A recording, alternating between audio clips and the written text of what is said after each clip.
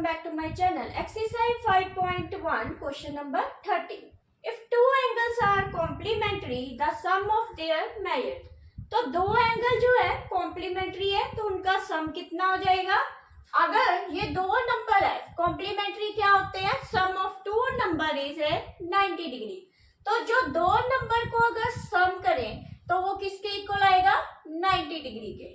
तो फर्स्ट का आंसर आएगा 90 डिग्री.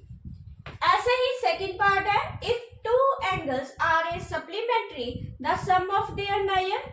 तो ऐसे सप्लीमेंट्री को देखेंगे, सप्लीमेंट्री होता है sum of two angle is 180. तो अगर दो एंगल्स को सम करें तो दोनों का प्लस किसके इक्वल आएगा, 180 डिग्री के.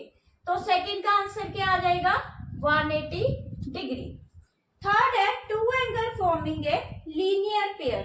तो जब अब अगर दो एंगल है जैसे ये दिए हुए हैं, यहाँ पे एक लाइन खींची गई है जो स्ट्रेट लाइन पे है, तो ये एंगल्स जो बना रहे हैं लीनियर पेयर में है, तो इन दोनों का जो प्लस है वो कितने डिग्री का होगा, 180 डिग्री का.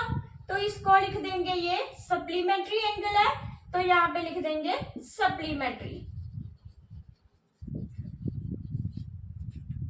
फोर्थ पार्ट में देखते हैं, if two adjacent angle are supplementary they form. अगर ये ही दो एंगल्स सप्लीमेंट्री है क्योंकि ये दोनों का प्लस 180 के इक्वल है, तो ये क्या बन जाएगा, ये लीनियर पेयर में बन जाएगा. यहां लिख देंगे लीनियर पेयर. फिफ्थ पार्ट देखते हैं, if two lines intersect at a point then vertically opposite angle. अगर ये दो लाइंस इंटरसेक्ट कर रही है वन पॉइंट पे, तो ये एंगल क्या हो जाएगा, 1 एंगल 2 के इक्वल हो जाएगा और 3 एंगल 4 के इक्वल. तो इसका मतलब जो वर्टिकली ऑपोजिट एंगल है वो क्या है, इक्वल. तो आंसर आ जाएगा इक्वल, क्योंकि 1 जो है 1 के ऑपोजिट 2 एंगल है जो इक्वल है, ऐसे ही 3 के ऑपोजिट 4 वाला एंगल इक्वल है. तो इसका आंसर आ जाएगा vertically opposite angle are a equal. Part देखते हैं, if two angles intersect at a point, if one pair of vertically opposite angles are acute angle, then other pair of vertically opposite angle. तो अगर दो लाइनें cut कर रही है one point पे, तो उसका जो एक्यूट, ये जो एंगल है ये 90 से छोटा बन रहा है, तो ये इसको ले लेते हैं एक्यूट एंगल.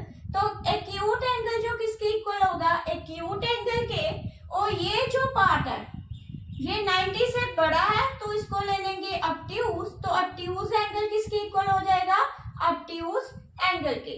तो इसको एक और एग्जांपल से देखते हैं, जैसे ये 90 डिग्री का एंगल है, तो एक्यूट एंगल क्या होता है, 90 से नीचे.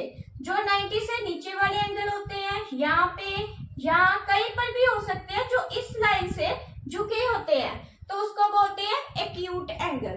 तो अगर वो 90 से नीचे की तरफ है तो ऑब्ट्यूज एंगल क्या हो जाएगा, ऑब्ट्यूज एंगल ऐसे हो जाएगा जो 90 से इस तरफ हो, इस साइड झुके हो, तो उसको बोलते हैं ऑब्ट्यूज एंगल.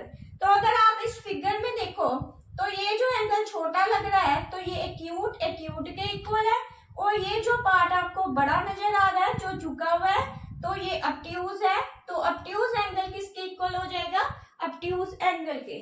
तो यहाँ पे आंसर आ जाएगा ऑब्ट्यूज एंगल.